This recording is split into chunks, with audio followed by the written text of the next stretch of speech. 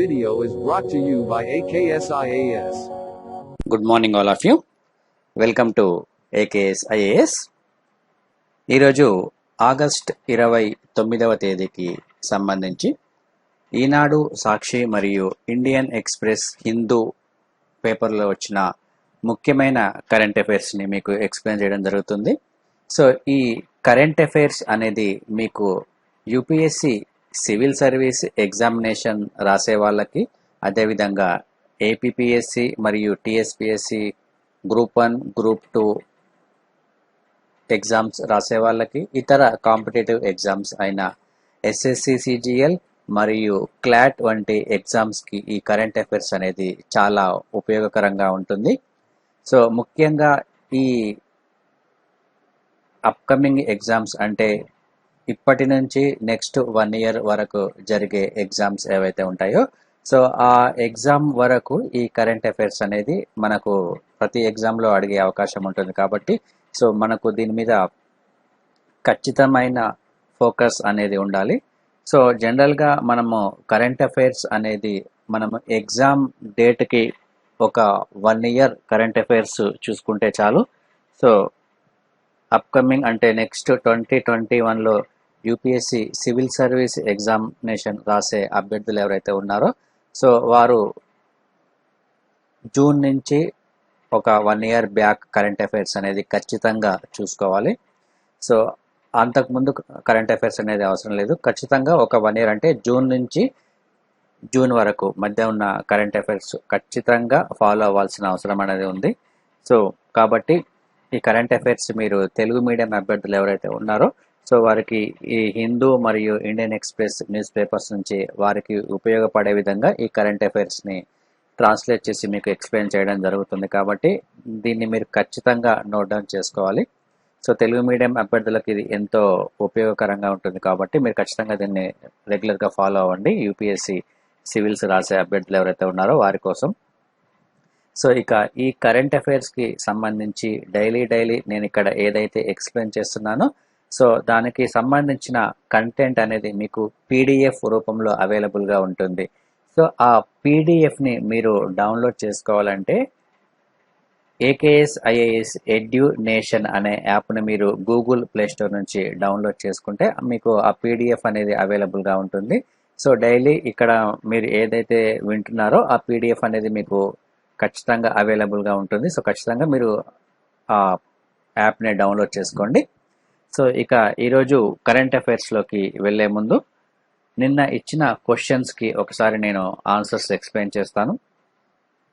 So మొట్టమొదటి question గనక ఒకసారి మనం గమనిస్తే, ఇది పాలిటీకి సంబంధించిన క్వశ్చన్. ఇది కంటెంప్ట్ ఆఫ్ కోర్టుకి సంబంధించి, so contempt jurisdiction of high కోర్ట్స్కి సంబంధించి క్వశ్చన్ ఇది. So with reference to the contempt jurisdiction of high courts consider the following statements. So court పరిధిలో కోర్టు ధిక్కారానికి సంబంధించి హైకోర్టుకి పరిధిలో ఉన్న స్టేట్మెంట్స్ని పరిశీలించండి అని ఇక్కడ 2 స్టేట్మెంట్స్ ఇవ్వడం జరిగింది. So in criminal contempt proceedings the supreme court functions like A trial court. So ఈ క్రిమినల్ కంటెంప్ట్ ప్రొసీడింగ్స్ ఏదైతే ఉన్నాయో ఆ ప్రొసీడింగ్స్లో సుప్రీం కోర్టు అధికారాలు ఏవైతే ఉన్నాయో ఆ అధికారాలు హైకోర్టు కూడా ఉంటాయని ఇక్కడ మొదటి స్టేట్మెంట్ ఇవ్వడం జరుగుతుంది. So A person found guilt of contempt has statutory right to appeal against the order of high court but not against the supreme court. ఎవరైతే ఈ కంటెంప్ట్ ఆఫ్ కోర్టు కింద శిక్షను అంటే కేసు ఫైల్ చేయబడుతుందో, సో వారు ఏం చేస్తారంటే, సో హైకోర్టు ఇచ్చిన ఆర్డర్ ఏదైతే ఉందో ఆ హైకోర్టు ఇచ్చిన ఆర్డర్కు రైట్ టు అప్పీల్ అనే హక్కు అనేది వాళ్ళకు ఉంటుంది. సో మళ్ళీ అప్పీల్ చేసుకోవడానికి వాళ్ళకు హక్కు అనేది ఉంటుంది. So but not against the supreme court. అయితే సుప్రీం కోర్టు విషయంలో ఈ హక్కు అనేది ఉండదు అనేది ఇక్కడ 2 స్టేట్మెంట్స్ ఇవ్వడం జరిగింది. సో కింద ఇచ్చిన వాటి పైన ఇచ్చిన స్టేట్మెంట్స్లో కరెక్ట్ సమాధానాన్ని గుర్తించండి అని ఆప్షన్స్ ఇవ్వడం జరిగింది. సో దీనికి ఆన్సర్ ఒకసారి చూద్దాం. సో ఇక్కడ both the statements are correct, అంటే మనకి ఇక్కడ ఆన్సర్ వచ్చేసి సి అనేది కరెక్ట్ సమాధానంగా మనం చెప్పుకోవచ్చు. దీనికి సంబంధించి మీకు ఎక్స్ప్లెయిన్ చేస్తాను. సో ఈ కంటెంప్ట్ ఆఫ్ కోర్టుకి సంబంధించి ఇటీవల మనకు ప్రశాంత్ భూషణ్ కేసు ఏదైతే ఉందో, ఈ ప్రశాంత్ భూషణ్ కేసు అనేది మనకు తరచుగా ప్రస్తుతం వార్తల్లో వినిపిస్తున్న కేసుగా మనం చెప్పుకోవచ్చును. అలాగే స్వరభాస్కర్ కేసుకి సంబంధించి కూడా కంటెంప్ట్ ఆఫ్ కోర్టు సంబంధించి ఇటీవల వార్తల్లో వచ్చింది. అయితే స్వరభాస్కర్ కేసుని ఇక్కడ మినహాయించాలి, ఎందుకంటే సో అది కంటెంప్ట్ ఆఫ్ కోర్టు అప్పీల్ వరకు వెళ్ళలేదు, అంటే సో కోర్టు దాన్ని స్వీకరించేంత వరకు ప్రొసీడింగ్స్ అవ్వలేదు. కాబట్టి స్వరభాస్కర్ కేసుని వేరే కోణంలో చూడాలి. సో ప్రస్తుతం ఈ ప్రశాంత్ భూషణ్ కేసుకి సంబంధించి ఇతను ఏం చేశాడంటే సుప్రీం కోర్టుకు సంబంధించి కొన్ని వివాదాస్పదమైన వ్యాఖ్యలు చేసిన సందర్భంలో సో సుప్రీంకోర్టు ఇతనిపై కంటెంప్ట్ ఆఫ్ కోర్ట్ సుమోటోగా తీసుకోవడం అనేది జరిగింది. అయితే ఇక్కడ సో ఇతను ఏం చేశారంటే ఒకసారి కేసు విచారణ జరుగుతున్నప్పుడు సో ఇతను రివ్యూ పిటిషన్ అనేది వేయడం జరిగింది సుప్రీంకోర్టు జడ్జిమెంట్కి వ్యతిరేకంగా. సో అంటే ఇక్కడ రివ్యూ పిటిషన్ వేసే అధికారం అనేది వీరికి ఉందని మనకు తెలుస్తుంది. సేమ్ అదే హక్కు మనకు ఈ హైకోర్టు విషయంలో కూడా ఉంటుంది. ఇక క్రిమినల్ కంటెంప్ట్ ప్రొసీడింగ్స్ కి సంబంధించి సో సుప్రీంకోర్టుకు ఎటువంటి అధికారాలు ఉన్నాయో మిగతా కోర్ట్స్ కి కూడా అటువంటి అధికారాలే ఇవ్వడం అనేది జరిగింది. సో మనకు ఈ కంటెంప్ట్ ఆఫ్ కోర్ట్ యాక్ట్ 1971 అనే చట్టం అనేది ఉంది. ఆ చట్టం ప్రకారము సెక్షన్ 19 సబ్ క్లాస్ 1 ప్రకారము వీరికి అప్పీల్ చేసుకునే హక్కు అనేది ఉంటుంది ఈ హైకోర్టు సంబంధించి కంటెంప్ట్ ఆఫ్ కోర్ట్ కేసుల్లో. కాబట్టి మనకు ఇక్కడ సమాధానం వచ్చేసి బోత్ అని మనం గమనించాలి ఇక్కడ. సో మనకి ఇక్కడ ఆన్సర్ వచ్చేసి రెండు స్టేట్మెంట్స్ కరెక్ట్ స్టేట్మెంట్సే. ఇక సెకండ్ క్వశ్చన్ ఒకసారి పరిశీలిద్దాం. సో ఇది ఢిల్లీ అడ్మినిస్ట్రేటివ్ స్ట్రక్చర్ కి సంబంధించిన క్వశ్చన్ ఇది. సో మనకు ఈ క్వశ్చన్ అనేది తరచుగా చాలా సార్లు వార్తల్లో వస్తుంది. సో గతంలో కూడా ఎగ్జామ్లో అడగడం జరిగింది. సో ఇక్కడ తరచుగా ఎప్పుడు ఈ లెఫ్టినెంట్ గవర్నర్కి మరియు ముఖ్యమంత్రికి ఈ పరిపాలనా వ్యవహారాలకు సంబంధించి వివాదాస్పద అంశాలు ఎప్పుడూ జరుగుతూనే ఉంటాయి. కాబట్టి ఇది మనకు రెగ్యులర్గా ఇంపార్టెంట్ టాపికే. సో దానికి సంబంధించి ఇక్కడ క్వశ్చన్స్ ఒకసారి గమనించండి. Consider the following statements regarding the Delhi administrative structure.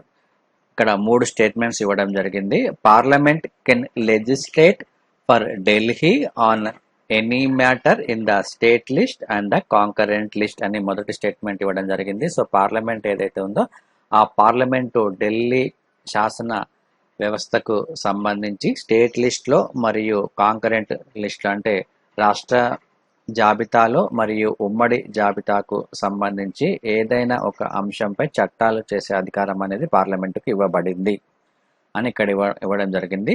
So ఇది కరెక్టా కాదా అనేది చూద్దాం. Second statement, the union government is empowered to exercise executive authority on a matter which comes with in the exclusive jurisdiction of state government అని ఇవ్వడం జరిగింది.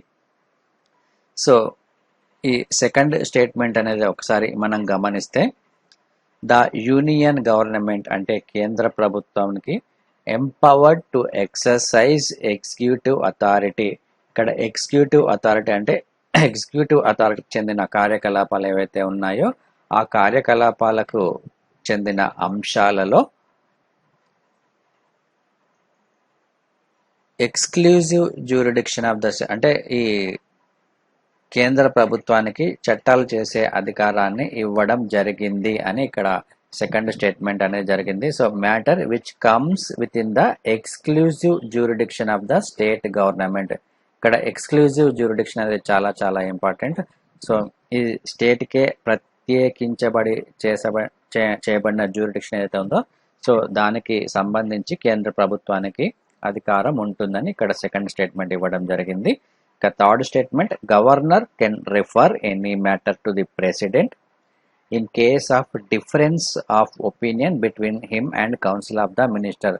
So ఇక్కడ governor ఎవరైతే ఉన్నారో గవర్నర్కి సంబంధించి ఏదైనా ఇష్యూకి సంబంధించి భిన్నాభిప్రాయాలు వ్యక్తమైన సందర్భంలో ఇతను ప్రెసిడెంట్కి దాన్ని పంపే అధికారం అనేది ఉంటుంది. ప్రెసిడెంట్కి రెఫర్ చేసే అధికారం అనేది గవర్నర్కు ఉంటుంది. సో గవర్నర్కు మరియు మంత్రిమండలికి మధ్య ఏదైనా భిన్నాభిప్రాయాలు ఏర్పడితే ఆ అంశం మీద ప్రెసిడెంట్కి రెఫర్ చేసే అధికారము గవర్నర్కు ఉంటుందని ఇక్కడ 3వ స్టేట్మెంట్ ఇవ్వడం జరిగింది. సో ఇక్కడ which of the above statement are incorrect అని ఇవ్వడం జరిగింది. సో పైన ఇచ్చిన వాక్యాల్లో సరికాని దానిని గుర్తించండి అంటే, సో ఇక్కడ మనకు ఈ ఫస్ట్ స్టేట్మెంట్ అనేది కరెక్ట్ స్టేట్మెంట్ గా చెప్పుకోవచ్చును. ఇక్కడ సెకండ్ స్టేట్మెంట్ రాంగ్ స్టేట్మెంట్, అంటే సెకండ్ స్టేట్మెంట్ అనేది రాంగ్. ఇక్కడ థర్డ్ స్టేట్మెంట్ కనుక చూసుకుంటే ఇది కరెక్ట్ స్టేట్మెంట్. సో మనకు ఇక్కడ ఆన్సర్ వచ్చేసి 2 ఓన్లీ అవుతుంది, విచ్ ఈజ్ ఇన్కరెక్ట్ అన్నారు కాబట్టి. సో దానికి సంబంధించి ఎక్స్ప్లెనేషన్ చూద్దాం. The executive power of the union does not extend to any of the matters which come within the jurisdiction of Delhi Assembly. So ఇక్కడ ద ఎగ్జిక్యూటివ్ పవర్ ఏదైతే ఉందో ఈ executive power కి సంబంధించి కేంద్రానికి ఈ ఢిల్లీకి సంబంధించిన ఢిల్లీ అసెంబ్లీకి సంబంధించి ఎటువంటి విషయాలలో అధికారం లేదు అని ఇక్కడ క్లియర్ గా చెప్పడం అనేది జరిగింది.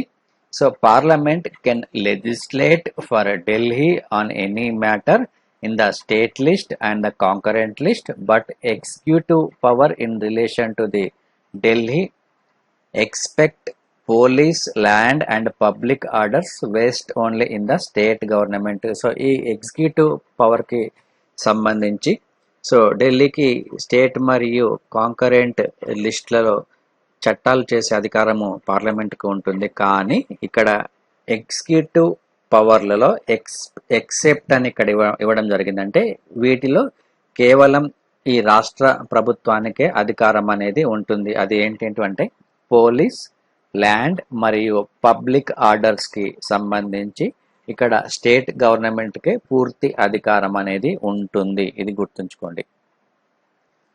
సో దానికి సంబంధించి మనకు article 239AA sub clause 3 sub clause A అనే ఆర్టికల్ ఇవ్వబడింది మనకు భారత రాజ్యాంగంలో.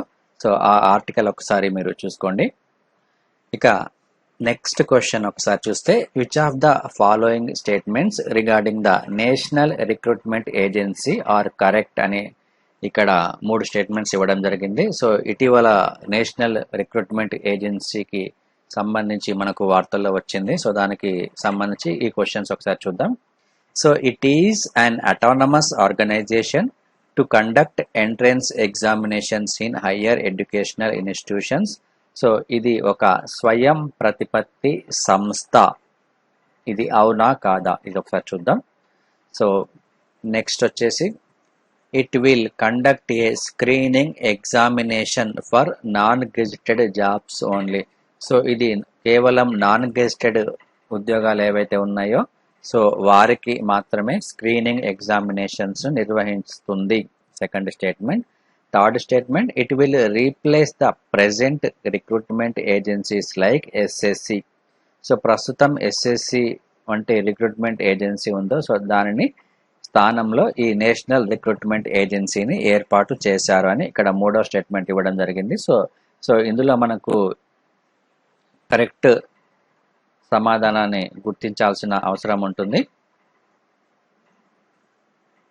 మనం గమనిస్తే it is an autonomous organisation to conduct entrance examinations in higher educational institutions.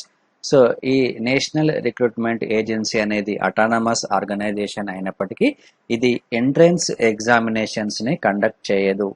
So ఈ హయ్యర్ ఎడ్యుకేషన్ కి సంబంధించి ఎంట్రన్స్ ఎగ్జామినేషన్స్ ఏదైతే ఉన్నాయో ఆ ఎంట్రన్స్ ఎగ్జామినేషన్ ను ఈ నేషనల్ రిక్రూట్మెంట్ ఏజెన్సీ కండక్ట్ చేయదు.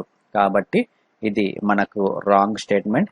అయితే ఇక్కడ ఈ నేషనల్ రిక్రూట్మెంట్ ఏజెన్సీ కాకుండా ఈ హయ్యర్ ఎడ్యుకేషనల్ ఇన్స్టిట్యూషన్స్ కి సంబంధించి ఎంట్రన్స్ ఎగ్జామినేషన్స్ ఏవైతే ఉంటాయో ఆ ఎంట్రన్స్ ఎగ్జామినేషన్స్ ని కండక్ట్ చేసేది ఎన్టీఏ, నేషనల్ టెస్టింగ్ ఏజెన్సీ, ఇది గుర్తుంచుకోండి. ఎన్టీఏ ఈ ఎగ్జామ్స్ని కండక్ట్ చేస్తుంది.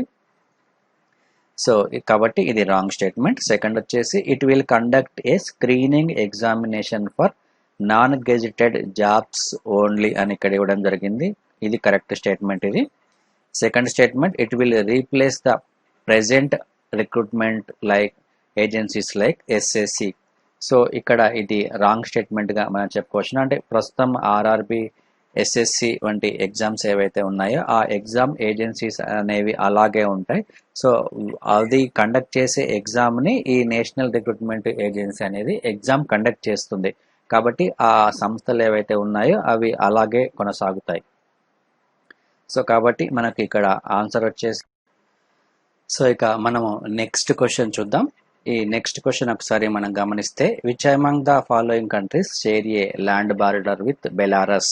సో బెలారస్ అనేది మనకు ఇటీవల చాలాసార్లు న్యూస్లో ఇవ్వడం జరిగింది. సో దానికి సంబంధించి ఆ కంట్రీకి సంబంధించి దాని భౌగోళిక అంశాలు కూడా మనకు చాలా చాలా ఇంపార్టెంట్ ఎగ్జామినేషన్ పాయింట్ ఆఫ్ లో. మనకు బెలారస్లో జరుగుతున్న ప్రస్తుత పరిణామాల గురించి కూడా క్వశ్చన్ అడిగే అవకాశం ఉంటుంది. లేదు అంటే ఆ భౌగోళిక ప్రాంతానికి సంబంధించి ఏదైనా ఒక క్వశ్చన్ అడిగే అవకాశం అనేది ఉంటుంది. కాబట్టి మనకు ఈ 2 పాయింట్ ఆఫ్ వ్యూలో మనకు అనాలిసిస్ అనేది ఖచ్చితంగా ఉండాలి. సో ఈ క్వశ్చన్ ఒకసారి మనం గమనిస్తే, సో బెలారస్కి సంబంధించి సరిహద్దును పంచుకునే దేశాల జాబితాను ఇక్కడ ఇవ్వడం జరిగింది. సో ఇందులో సరైన వాటిని గుర్తించండి అని ఇక్కడ 4 ఆప్షన్స్ ఇచ్చారు. సో ఇక్కడ మనకు మ్యాపింగ్ పాయింట్ ఆఫ్ అనేది చాలా చాలా ఇంపార్టెంట్. సపోజ్ మనం ఇక్కడ ఈ బెలారస్ ఇష్యూ గురించి చదువుతున్నప్పుడు మనం పక్కనే ఈ అట్లాస్ తీసుకొని ఆ బెలారస్కి సంబంధించిన ప్రాంతాలు ఏవైతే ఉన్నాయో ఆ ప్రాంతాలని మనం నోట్ డౌన్ చేసుకుంటే మనకు ఈజీగా అర్థమవుతుంది. కాబట్టి ఒకసారి ఈ మ్యాపింగ్ ఒకసారి చూద్దాం. ఇక్కడ బెలారస్కి సంబంధించి ఇది బెలారస్ కంట్రీ ఇది. సో ఈ చుట్టుపక్కల ఉన్న దేశాలు గనక ఒకసారి మనం గమనిస్తే ఇక్కడ ఉక్రెయిన్ ఉంది, ఇక్కడ రష్యా ఉంటుంది, లిథునియా మరియు పోలాండ్ అనేది ఉంటుంది. అదేవిధంగా లాత్వియా అనే కంట్రీస్ ఈ దేశానికి సరిహద్దును పంచుకుంటున్న దేశాలు. సో ఇక్కడ ఆప్షన్స్ కనుక చూస్తుంటే రష్యా అనేది ఉంది, అదేవిధంగా పోలాండ్ ఉంది, లిథునియా, ఈ 3 దేశాలు సరిహద్దును పంచుకుంటున్నాయి. సో ఇక్కడ ఈస్టోనియా ఏదైతే ఉందో ఈ ఈస్టోనియా అనేది ఇక్కడ సరిహద్దును పంచుకోవట్లేదు. ఒకసారి మ్యాప్ చూస్తే ఈస్టోనియా అనేది ఇక్కడ చాలా దూరంగా ఉంది. కాబట్టి మనకి ఇక్కడ ఆన్సర్ వచ్చేసి 1, 3, 4 ఇది కరెక్ట్ సమాధానం. సో నెక్స్ట్ క్వశ్చన్ కనుక ఒకసారి మనం గమనిస్తే, which of the following statement regarding the airport authority of India are correct. So it is a statutory organisations that manages civil aviation infrastructure both on the ground and air space in the country. So ఇది ఒక statutory organisation. So ఇది ఒక చట్టబద్ధమైన సంస్థగా పరిగణించబడుతుంది. ఇది ఏం చేస్తుందంటే సివిల్ ఏవియేషన్ ఇన్ఫ్రాస్ట్రక్చర్కి సంబంధించి both ground and air space అంటే భూమి మీద మరియు వాయు రంగానికి సంబంధించి దేశంలో ఉన్న మౌలిక వసతులను ఇది చూసుకుంటుంది. So it has the powers to set the tariffs changed at airports. So ఈ టారిఫ్కి సంబంధించి ఛార్జెస్ ఏవైతే ఉంటాయో వాటిని నిర్ధారించే అధికారం అనేది ఉంటుంది. It also governs the safety aspects of civil aviation India. So safety aspects అంటే భద్రతాపరమైన చర్యలకు అదేవిధంగా రక్షణపరమైన చర్యలు తీసుకోవడానికి దీనికి అధికారం అనేది ఉంటుంది. సో ఇందులో మనకు కరెక్ట్ సమాధానం ఒకసారి చూద్దాం. సో ఇక్కడ స్టేట్మెంట్ 2 అనేది incorrect. Airport economic regulatory authority ఏదైతే ఉందో ఈ ఎయిర్పోర్ట్ ఎకానమిక్ రెగ్యులేటరీ అథారిటీ ఈ టారిఫ్ని నిర్ణయిస్తుంది. కాబట్టి మనకు అక్కడ స్టేట్మెంట్ 2 అనేది రాంగ్ స్టేట్మెంట్గా చెప్పుకోవచ్చును. So the tariff for aeronautical services at different airports every 5 years, ప్రతి 5 సంవత్సరాలకు ఒకసారి ఈ ఎయిర్పోర్ట్స్కి సంబంధించి టారిఫ్ని ఇది నిర్ధారిస్తుంది. The development fee of major airports the passenger services fee అనేది కూడా ఇదే డిసైడ్ చేస్తుంది, airport economy regulatory authority. So ఇక స్టేట్మెంట్ 3 కూడా మనకు ఇన్కరెక్ట్ గా చెప్పుకోవచ్చును. Safety aspects of civil aviation are governed by the directorate general of civil aviation. నిన్న దీని గురించి మీకు ఎక్స్ప్లెయిన్ చేయడం జరిగింది డీజీసీఏకి సంబంధించి. సో ప్రస్తుతం డీజీసీఏకి సంబంధించి రీసెంట్గా వచ్చిన వార్త ఏమిటంటే, సో ఇంటర్నెట్ సర్వీసులకు సంబంధించి ఒక ముసాయిదాను విడుదల చేయడం జరిగింది నిన్న. దానికి సంబంధించి నిన్న కరెంట్ అఫైర్స్లో కూడా ఈ డీజీసీఏకి సంబంధించి ఎక్స్ప్లెయిన్ చేశాను. అంటే అక్కడ సేఫ్టీ మెజర్స్ ఏవైతే ఉన్నాయో ఆ సేఫ్టీ మెజర్స్ని నిర్వహించే బాధ్యత ఈ డీజీసీఏ తీసుకుంటుంది. కాబట్టి మనకి ఇక్కడ థర్డ్ స్టేట్మెంట్ కూడా రాంగ్ స్టేట్మెంట్. సో మనకు ఇదొకటే కరెక్ట్, ఫస్ట్ ఒకటి. కాబట్టి మనకు ఆన్సర్ వచ్చేసి ఏ ఓన్లీ. సో ఇక నెక్స్ట్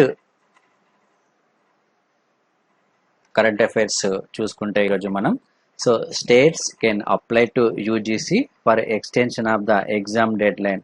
సో సుప్రీంకోర్టు ఈ యూజీసీ ఎగ్జామ్స్కి సంబంధించి ఒక తీర్పునివ్వడం జరిగింది.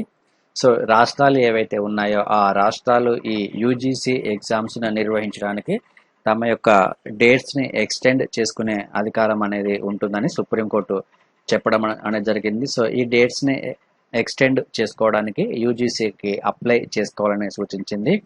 సో ఈ విశ్వవిద్యాలయాలు నిర్వహించే ఫైనల్ ఇయర్ ఎగ్జామ్స్ ఏవైతే ఉన్నాయో ఈ ఫైనల్ ఇయర్ ఎగ్జామ్స్ను తప్పనిసరిగా నిర్వహించాల్సిందేనని సుప్రీంకోర్టు ఈ సందర్భంలో స్పష్టం చేయడం అనేది జరిగింది. సో ఈ ఎగ్జామ్స్ను నిర్వహించకుండా విద్యార్థులను ప్రమోట్ చేయడం కుదరదని సుప్రీంకోర్టు తీర్పు చెప్పింది. సో దీనికి ఒక డేట్ కూడా ఇవ్వడం జరిగింది ఎగ్జామ్స్ సంబంధించి. సెప్టెంబర్ 30వ తేదీలోపు దేశంలో ఉన్న యూనివర్సిటీస్ ఏవైతే ఉన్నాయో అవన్నీ ఫైనల్ ఇయర్ పరీక్షలను ఈ డేటులోపు ముగించాలని, అదేవిధంగా గతంలో యూజీసీ జారీ చేసిన మార్గదర్శకాలు ఏవైతే ఉన్నాయో ఆ మార్గదర్శకాలను సమర్థిస్తూ సుప్రీంకోర్టు తీర్పునివ్వడం అనేది జరిగింది. సో ఫైనల్ ఇయర్ ఎగ్జామ్స్ అనేది ఖచ్చితంగా నిర్వహించాలి, ఎందుకంటే ఇది ఆ విద్యార్థికి సంబంధించి ఒక గ్రాడ్యుయేషన్ పట్టాను పొందడానికి కనీసమైన అర్హత అని సుప్రీంకోర్టు ఈ విధంగా ప్రస్తావించడం జరిగింది. అదేవిధంగా విద్యార్థుల యొక్క సమర్థతను తెలుసుకోవడానికి, అదేవిధంగా వారి యొక్క ప్రతిభను నిర్ధారించడానికి ఈ ఫైనల్ ఇయర్ ఎగ్జామ్స్ అనేవి చాలా కీలకమైన వ్యాఖ్యలు కూడా ఇక్కడ చేయడం అనేది జరిగింది. సో మనకు సాధారణంగా చూసుకుంటే డిగ్రీ హోల్డర్ అంటే ఖచ్చితంగా మనకు ఆ డిగ్రీకి సంబంధించిన మార్క్స్ ఏవైతే ఉన్నాయో అది చాలా చాలా ఇంపార్టెంట్. ఎటువంటి కాంపిటేటివ్ ఎగ్జామ్స్కైనా కానీ, అదేవిధంగా ప్రైవేట్ ఆర్గనైజేషన్స్ రిక్రూట్మెంట్కి సంబంధించి కానీ ముఖ్యంగా చూసేది ఈ డిగ్రీ మెరిట్ బేస్ మీద రిక్రూట్మెంట్ ప్రాసెస్ అనేది జరుగుతుంది. కాబట్టి ఖచ్చితంగా ఫైనల్ ఇయర్ ఎగ్జామ్స్ అనేది నిర్వహించాలి. సో దీనికి సంబంధించి గతంలో సుప్రీంకోర్టులో ఈ ప్రస్తుతం కరోనా వైరస్ ఉన్న నేపథ్యంలో పరీక్షలు నిర్వహించడము కుదరదని, ఈ పరీక్షలను రద్దు చేయాలని యూజీసీ యొక్క గైడ్ లైన్స్ ఏవైతే ఉన్నాయో ఆ గైడ్ లైన్స్ను రద్దు చేయాలంటూ కొంతమంది స్టూడెంట్స్ మరియు టీచర్స్, ఉపాధ్యాయులు, అదేవిధంగా పేరెంట్స్ కూడా ఈ పిటిషన్ను వేయడం అనేది జరిగింది సుప్రీంకోర్టులో. సో దానికి సంబంధించి ఈ కేసు అనేది ప్రస్తుతం విచారణ అనేది కొనసాగింది. సో విపత్తు నిర్వహణ చట్టం కింద పరీక్షలను రాష్ట్రాలు వాయిదా వేసుకోవచ్చు, కానీ యూజీసీ సంప్రదించి కొత్త తేదీలను నిర్ణయించుకోవాలి, కానీ పరీక్షలను పూర్తిగా రద్దు చేసే అధికారము రాష్ట్రాలకు లేదు అని సుప్రీంకోర్టు స్పష్టం చేయడం అనేది జరిగింది. ఇది ఈ కేసుకు సంబంధించి ముఖ్యమైన తీర్పుగా మనం చెప్పుకోవచ్చును. సో ఇక్కడ మనకు డిజాస్టర్ మేనేజ్మెంట్ యాక్ట్ అని మనకు 2005వ సంవత్సరంలో చేయడం అనేది జరిగింది. ప్రకృతి వైపరీత్యాల చట్టం 2005లో ఉన్న అధికారాల ప్రకారము ఇక్కడ క్లియర్గా చెప్పడం జరిగింది. రాష్ట్ర ప్రభుత్వాలకు కానీ, అదేవిధంగా రాష్ట్ర ప్రకృతి వైపరీత్య నిర్వహణ సంస్థలకు కానీ అధికారం అనేది లేదు అని, ఈ సెమిస్టర్కి ఎగ్జామ్స్కి సంబంధించి ఎటువంటి అధికారం అనేది లేదు అని కూడా ఇక్కడ క్లియర్గా చెప్పడం జరిగింది. సో ఇక్కడ ఫైనల్ డెసిషన్ ఏదైతే ఉందో ఈ ఫైనల్ డెసిషన్ యూజీసీకే పూర్తి బాధ్యత అనేది ఉంటుంది ఈ ఎగ్జామ్స్కి సంబంధించి. అయితే యూజీసీ ఏం చెప్పిందంటే ఖచ్చితంగా ఫైనల్ ఇయర్ ఎగ్జామ్స్ను నిర్వహించాలి అని మార్గదర్శకాలను గతంలో జారీ చేయడం అనేది జరిగింది. సో మిగతా first year, second year, third year ఎవరైతే ఉన్నారో సో వారికి ప్రమోట్ చేసే అవకాశం అనేది ఉంటుంది. సో ఈ యూజీసీ ప్రకటించిన మార్గదర్శకాలు ఏవైతే ఉన్నాయో సో వాటికి విరుద్ధంగా రాష్ట్ర ప్రభుత్వాలు అదేవిధంగా ఈ డిజాస్టర్ మేనేజ్మెంట్ ఆర్గనైజేషన్స్ ఏవైతే ఉన్నాయో సో అవి ఎటువంటి ఉత్తర్వులు కానీ జారీ చేసినా కానీ అవి చెల్లుబాటు కావు అని ఈ సుప్రీంకోర్టు తీర్పులో స్పష్టంగా పేర్కొనడం జరిగింది. సో ఈ పాయింట్స్ అన్ని చాలా చాలా ఇంపార్టెంట్, గుర్తుంచుకోండి. ఇక్కడ మనకు డిజాస్టర్ మేనేజ్మెంట్ యాక్ట్తో లింక్ చేసుకొని ఈ టాపిక్ చదువుకోవాలి.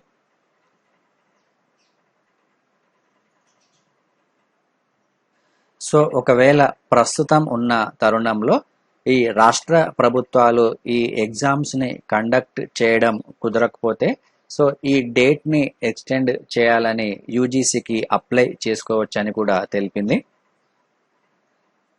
అదేవిధంగా మనకు ఈ కేంద్ర జాబితాకు సంబంధించి ఎంట్రీ నెంబర్ 66 కూడా ఒకసారి చూసుకోండి.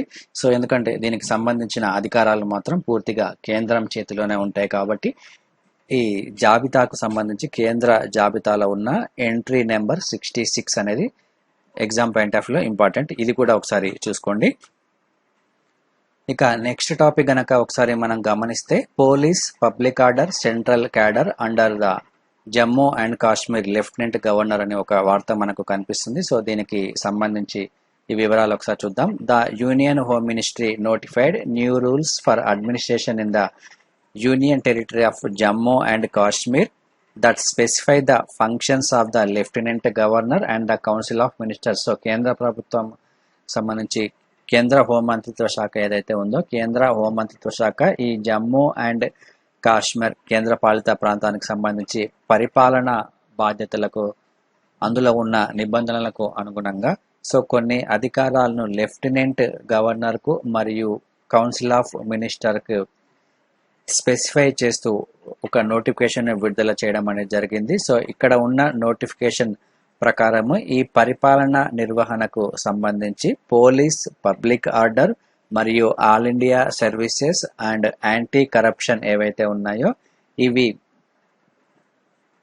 లెఫ్టినెంట్ గవర్నర్కి సంబంధించి ఎగ్జిక్యూటివ్ అధికారాల్లో భాగంగా ఒప్పచెప్పడం జరిగింది. కాబట్టి సో ఈ గుర్తుంచుకోండి ఏవేవి ఇచ్చారనేది police public order all India services and anti corruption. So దీనికి సంబంధించిన అధికారాలు ఎవరి చేతిలో ఉంటాయంటే ఈ లెఫ్టినెంట్ గవర్నర్ చేతిలో ఉంటాయి. So implying that the chief minister or the council of the minister will have no say in their functioning. So ఇందులో చీఫ్ ముఖ్యమంత్రికి కానీ మరియు కౌన్సిల్ ఆఫ్ మినిస్టర్స్ కానీ నో చెప్పే అధికారం అనేది లేదు అని ఇక్కడ క్లియర్గా చెప్పడం జరిగింది. అదేవిధంగా the council of ministers led by the chief minister will decide services matters of non all India services officers. So ఇక్కడ ఆల్ ఇండియా సర్వీసెస్ని లెఫ్టినెంట్ గవర్నర్కి ఇవ్వడం జరిగింది. సో మిగతా విషయాలు ఏవైతే ఉన్నాయో నాన్ ఆల్ ఇండియా సర్వీసెస్ ఆఫీసర్స్కి సంబంధించి మరియు న్యూ ట్యాక్స్ అంటే నూతన పన్నులను విధించే అధికారము మరియు ల్యాండ్ రెవెన్యూకి సంబంధించిన అధికారాలు, sale grant or lease of government property. So ప్రభుత్వ ప్రాపర్టీకి సంబంధించి అమ్మడం కానీ లీజ్కి ఇచ్చే అధికారం కానీ మరియు రీకన్స్టిట్యూటింగ్ ద డిపార్ట్మెంట్స్ ఆర్ ఆఫీస్ ఈ ప్రభుత్వ ఆఫీసులు ఏవైతే ఉన్నాయో వాటిని పునర్నిర్మించే అధికారము లేదా వ్యవస్థీకరించే అధికారం ఏదైతే ఉందో అది ముఖ్యమంత్రికి మరియు కౌన్సిల్ ఆఫ్ మినిస్టర్స్కి ఉంటుంది. సో ఇక్కడ అధికారాల విభజన అనేది చాలా క్లియర్గా ఇవ్వబడింది కాబట్టి ఇది మీరు చాలా చాలా జాగ్రత్తగా అండర్లైన్ చేసుకొని గుర్తుంచుకోండి. So in case of difference of opinion between the lieutenant governor and the minister, ఒకవేళ ఈ భిన్నాభిప్రాయాలు గనక వ్యక్తమైతే ఎవరెవరికి లెఫ్టినెంట్ గవర్నర్కి మరియు మినిస్టర్కి కనుక భిన్నాభిప్రాయాలు వ్యక్తమైతే సో వారి మధ్య ఎటువంటి అంగీకారము గనక ఒక నెలలోపు రాలేదు అనుకోండి. సో అప్పుడు ఏమవుతుందంటే ఈ డెసిషన్ ఏదైతే ఉందో లెఫ్టినెంట్ గవర్నర్ తీసుకున్న డెసిషన్ ఆ డెసిషన్ ఖచ్చితంగా కౌన్సిల్ ఆఫ్ మినిస్టర్స్ ఆమోదించాలి అని ఇక్కడ క్లియర్ గా పేర్కొనడం జరిగింది. అదేవిధంగా ఇక్కడ మొత్తం 39 డిపార్ట్మెంట్స్ కి సంబంధించి ఈ యూనియన్ టెరిటరీలో ఉన్న మొత్తం 39 డిపార్ట్మెంట్స్ లో school education, agriculture, higher education, horticulture, election, general administration, home, mining, power, public work department, tribal affairs and transport అనే విభాగాలు అనేవి ఇక్కడ ఉన్నాయి. సో మొత్తం ఎన్ని ఉంటాయంటే 39 డిపార్ట్మెంట్స్ అనేవి కేటాయించడం జరిగింది. సో ఇక నెక్స్ట్ టాపిక్ గనక చూసుకుంటే Punjab house passes resolution against centre's agri ordinance అని పంజాబ్ అసెంబ్లీ కేంద్ర ప్రభుత్వం యొక్క ఆర్డినెన్స్ ఏవైతే ఉన్నాయో వాటికి వ్యతిరేకంగా అసెంబ్లీ తీర్మానం చేయడం అనేది జరిగింది. దానికి సంబంధించిన సమాచారం ఒకసారి మనం గమనిస్తే, సో ఇది పంజాబ్ రైతులకు తీవ్రమైన నష్టాన్ని కలిగిస్తుంది అనే ఉద్దేశంతో సో మొత్తం 3 ఆర్డినెన్స్లపై వ్యతిరేకంగా తీర్మానం చేయడం అనేది జరిగింది. ఆ ఆర్డినెన్స్ కనుక ఒకసారి మనం చూసుకుంటే the farmers produce trade and commerce ordinance, అదేవిధంగా farmers empowerment and protection agreement on price assurance and farm services ordinance, the essential commodities ordinance 2020 మరియు ప్రస్తుతం ఈ ఎలక్ట్రిసిటీ అమెండ్మెంట్ బిల్ ఏదైతే ఉందో దానికి సంబంధించి కూడా పంజాబ్ అసెంబ్లీ దీనికి వ్యతిరేకంగా తీర్మానం చేయడం అనేది జరిగింది. సో ఈ తీర్మానం చేయడానికి గల ప్రధానమైన కారణం ఏంటంటే, సో ఇది పంజాబ్లో ఉన్న వ్యవసాయ రైతులపై తీవ్రమైన ప్రభావం చూపే అవకాశం ఉందని, సో అందుకు అనుగుణంగా తమ రాష్ట్రంలో రైతులను కాపాడవలసిన బాధ్యత తమ ప్రభుత్వంపై ఉందని సో ఇటువంటి నిర్ణయం తీసుకోవడం అనేది జరిగింది. అదేవిధంగా ఇది అన్కాన్స్టిట్యూషనల్ అని కూడా చెప్పడం అనేది ఇక్కడ ప్రధానమైన అంశం. సో ఎంట్రీ నెంబర్ 14 ఏదైతే ఉందో entry number 14 of the list 2 of the constitution comprises agriculture as the subject of the state. So ఈ వ్యవసాయం అనేది రాష్ట్ర జాబితాలకు సంబంధించిన అంశమని, సో ఇది పూర్తిగా రాష్ట్ర ప్రభుత్వాలకే అధికారం ఉంటుందనే ఉద్దేశంతో సో వీరు ఈ ఆర్డినెన్స్ కి వ్యతిరేకంగా తీర్మానం చేయడం అనేది జరిగింది. సో మీరు ఈ ఆర్డినెన్స్ ఏవైతే ఉన్నాయో ఈ ఆర్డినెన్స్ సంబంధించి ఒకసారి బ్యాక్గ్రౌండ్ ఒకసారి చూసుకోండి. సో ఇక నెక్స్ట్ టాపిక్ చూసుకుంటే Malayalam film chosen for Moscow film festival అనే ఒక వార్తను ఇవ్వడం జరిగింది. సో మలయాళం ఫిల్మ్, ఇది just films point of view important, Malayalam film 1956 సంబంధించి ఇక్కడ ఈ పేరు గుర్తుంచుకోండి, మధ్య తిరువిత్తకూర్ అనే మూవీ ఏదైతే ఉందో ఆ మూవీ అనేది మాస్కో ఫిలిం ఫెస్టివల్ కి ఎంపిక అవడం అనేది జరిగింది. సో దీని యొక్క డైరెక్టర్ వచ్చేసి డాన్ పలతారా. సో ప్రస్తుతం మాస్కో ఇంటర్నేషనల్ ఫిలిం ఫెస్టివల్ అనేది జరుగుతుంది. సో అక్కడ ఈ మలయాళంకి సంబంధించి ఈ సినిమా అనేది ఎంపిక అవ్వడం జరిగింది. సో ఇది 1956లో తీసిన సినిమా ఇది.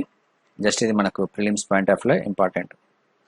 సో దీని యొక్క ప్రధానమైన ఉద్దేశం గనక మనం గమనిస్తే, సో ఇక్కడ ఈ ఫిలిం అనేది దేనికి సంబంధించిందంటే, ఇక్కడ ఇడుక్కి అనే ప్రాంతం ఏదైతే ఉందో ఆ ఇడుక్కి ప్రాంతానికి సంబంధించి వలసలకు సంబంధించిన చిత్రం ఇది. So the film is related to the migrations in Idukki and surrounding regions and set in the 1950s. So Idukki మరియు దాని పరిసర ప్రాంతాల్లో వలసలకు సంబంధించిన ఈ చిత్రాన్ని తీయడం జరిగింది. So it is about a group of people who are out for a hunt and events that follow. So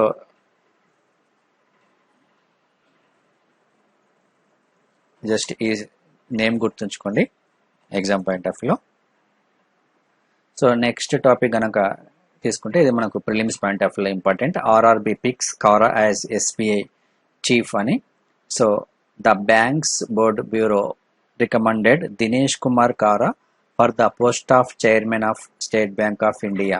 So the country's largest lender.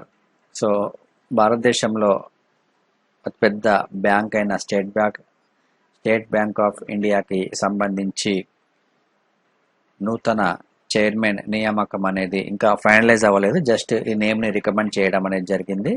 So ఇతని పేరు గుర్తుంచుకోండి, దినేష్ కుమార్ కారా.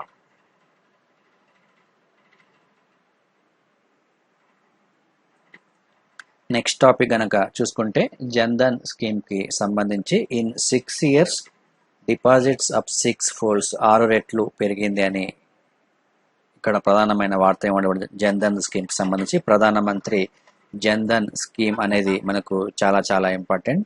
సో ప్రస్తుతం దానికి సంబంధించి the ministry of the finance said that over 40.35 crore poor people have benefited from the Pradhana Mantri Jan Dhan Yojana.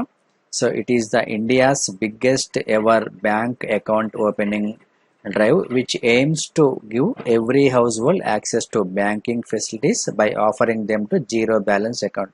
So ఈ ప్రధానమంత్రి Jan Dhan account Yojana ఏదైతే ఉందో, సో దీనికి సంబంధించి కూడా ఒకసారి మనము బ్యాక్గ్రౌండ్ కనుక చూసుకుంటే చాలా చాలా ఇంపార్టెంట్, ఎగ్జామ్లో అడిగే అవకాశం ఉంటుంది. సో మనం దేశంలో ఉన్న పేదలందరికీ బ్యాంక్ అకౌంట్లను సమకూర్చడంలో భాగంగా వారిలో ఉన్న ఆర్థిక అస్పృశ్యతను తొలగించడానికి, తద్వారా పేదరికాన్ని నిర్మూలించాలి అనే లక్ష్యంతో ఈ పథకాన్ని 2014వ సంవత్సరంలో ప్రధానమంత్రి నరేంద్ర మోడీ లాంచ్ చేయడం అనేది జరిగింది, ప్రధానమంత్రి జన్ ధన్ యోజన. సో దీని ద్వారా ప్రతి ఒక్కరికి జీరో బ్యాలెన్స్ అకౌంట్ అనేది ఇవ్వడం అనేది జరుగుతుంది. సో దానికి సంబంధించి ప్రస్తుతం ఇందులో వీరి యొక్క సంఖ్య అనేది చాలా పెరిగిందని ఈ వార్తను ఇక్కడ ఇవ్వడం జరిగింది. చాలా చాలా ఇంపార్టెంట్, గుర్తుంచుకోండి. సో ఇక్కడ ఒక గ్రాఫ్ కూడా ఇవ్వడం జరిగింది. సో గత 2015 నుంచి 2020 వరకు ఎంత మేరకు దీని యొక్క బ్యాలెన్స్ పెరిగిందనేది కూడా ఇక్కడ మనకు లెక్కల్లో ఇవ్వడం జరిగింది. సో మనకి ఇది అంత ఇంపార్టెంట్ కాదు, జస్ట్ ఇది ఒక్కటే గుర్తుంచుకోండి. So nearly 190 people did not have a bank account in India in 2018. So the Pradhana Mantri Jan Dhan Yojana may have considerably reduced the proportion of the unbanked. So banking సౌకర్యం ఎవరికైతే లేదో, so ఆ banking సౌకర్యం లేని వారికి ఈ bank యొక్క సదుపాయాలను ఖచ్చితంగా కల్పించాలనే ఉద్దేశంతో ఈ స్కీమ్ని తీసుకురావడం అనేది జరిగింది. సో అందులో ప్రస్తుతం గత 6 సంవత్సరాల్లో డిపాజిట్స్ అనేది దాదాపుగా 6 రెట్లుగా పెరిగాయి. అదేవిధంగా యావరేజ్ బ్యాలెన్స్ ఇన్ ప్రధానమంత్రి Jan Dhan Yojana accounts has increased from rupees 1279 in August 2015 to 3,239 in August 2020. 2015వ సంవత్సరంలో సాధారణ అంటే యావరేజ్ బ్యాలెన్స్ ఎంత ఉంటుందంటే 1,279 రూపాయలుగా ఉంటే ప్రస్తుతం అది 3,239 రూపాయలుగా ఉంది. అంటే చాలా పెరిగిందని మనం చెప్పుకోవచ్చును.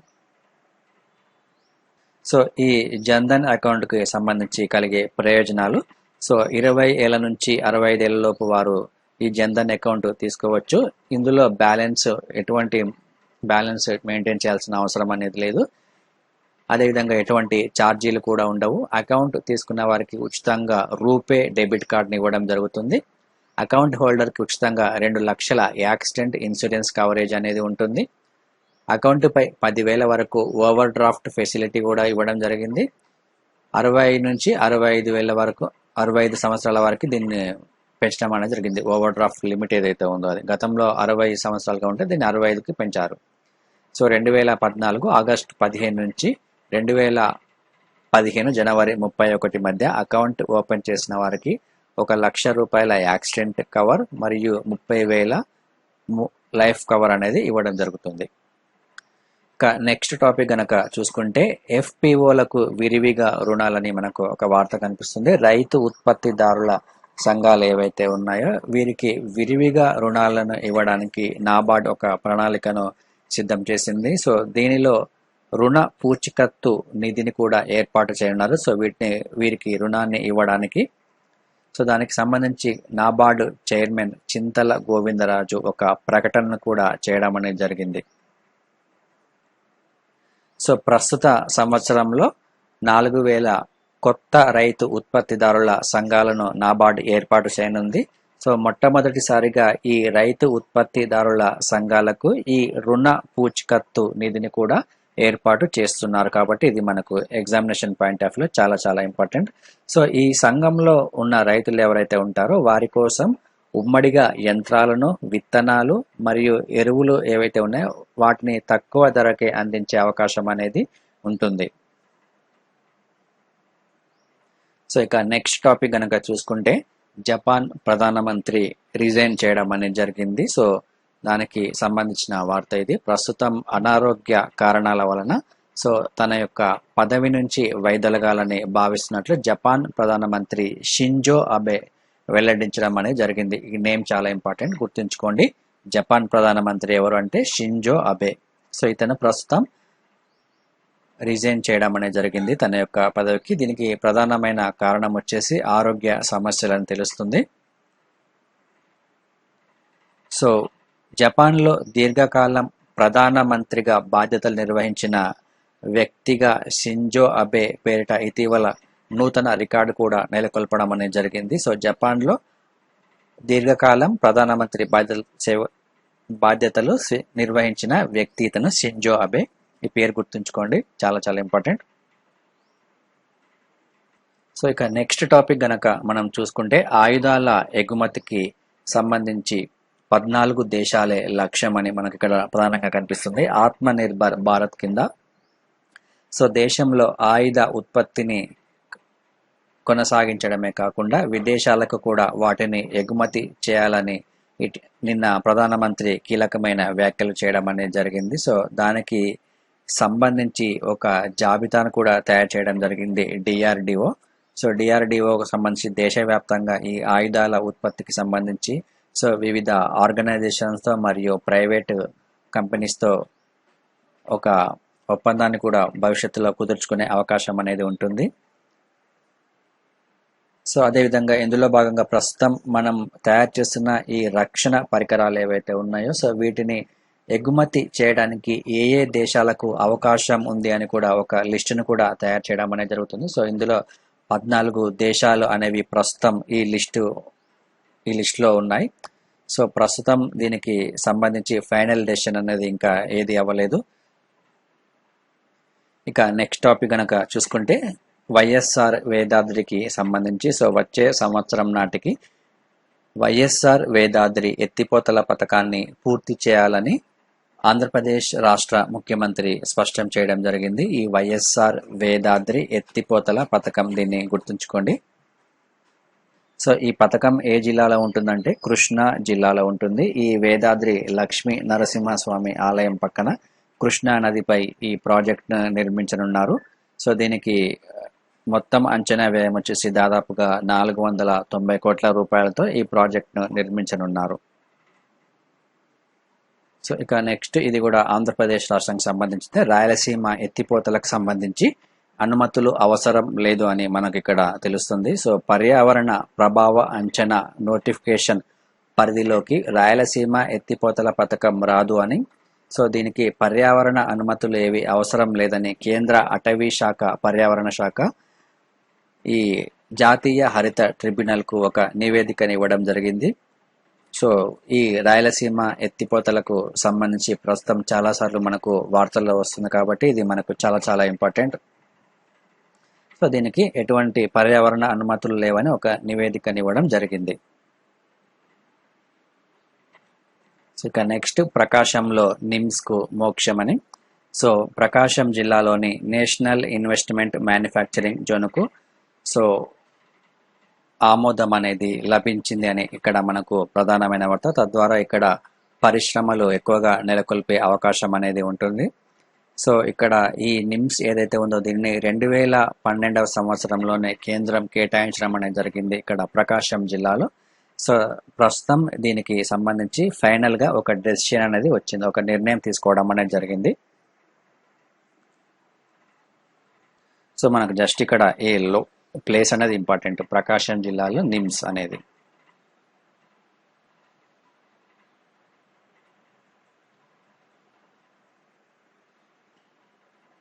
సో ఇక ఈరోజు మనం క్వశ్చన్స్ ఒకసారి చూస్తే, back door seen in news recently is, కింద 4 ఆప్షన్స్ ఇవ్వడం జరిగింది. A fraud detection tool adopted by banks to protect the customers against the forged, altered and counterfeit cheques, a new Android malware అని, అదేవిధంగా security hole in any software, a bug installed in the telecom hardware. So correct answer గుర్తించండి.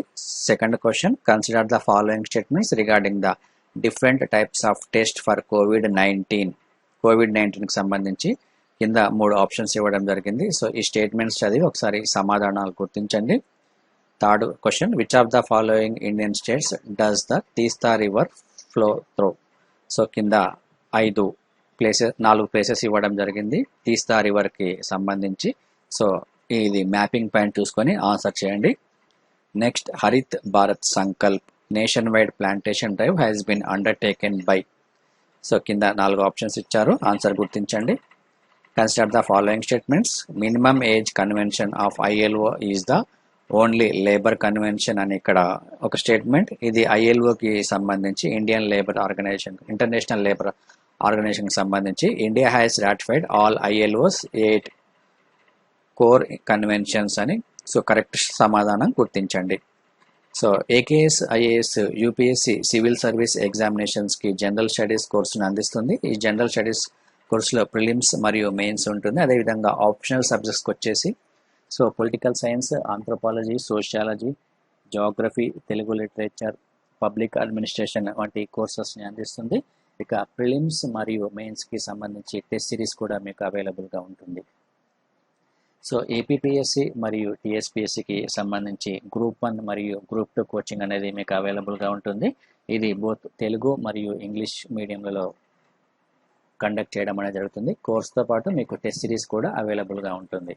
So next వచ్చేసి, ప్రస్తుతం జరగబోయే APPSC group 1 exams కోసము APPSC group 1 test series conduct చేయడం అనేది జరుగుతుంది. ఇందులో మీకు మొత్తం 25 టెస్టులు ఉంటాయి. టెస్టులతో పాటు ఆ డిస్కషన్ వీడియోస్ కూడా మీకు ప్రొవైడ్ చేయడం అనేది జరుగుతుంది. సో ఈ కంప్లీట్ ఇన్ఫర్మేషన్ మీకు కావాలి అంటే AKSIAS.com వెబ్సైట్ని విజిట్ చేయొచ్చు. లేకపోతే 8448449709 అనే నెంబర్కు కాల్ చేస్తే మీకు కంప్లీట్ ఇన్ఫర్మేషన్ అనేది లభిస్తుంది. సో ఇది మనకి ఈరోజు మొత్తంగా ఉన్న కరెంట్ అఫైర్స్. ఈ కరెంట్ అఫైర్స్కి సంబంధించి PDF అనేది మీకు AKS IAS ఎడ్యునేషన్ యాప్లో అవైలబుల్గా ఉంటుంది. కాబట్టి మీరు గూగుల్ ప్లే స్టోర్ నుంచి ఆ యాప్ను డౌన్లోడ్ చేసుకోండి. అదేవిధంగా ఈ కరెంట్ అఫైర్స్ మీకు డైలీ నోటిఫికేషన్స్ రావాలి అంటే AKS IAS యూట్యూబ్ ఛానల్ని సబ్స్క్రైబ్ చేసుకుంటే మీకు ఈ current affairs videos daily notification రావడం అనేది జరుగుతుంది. Thank you friends, thank you.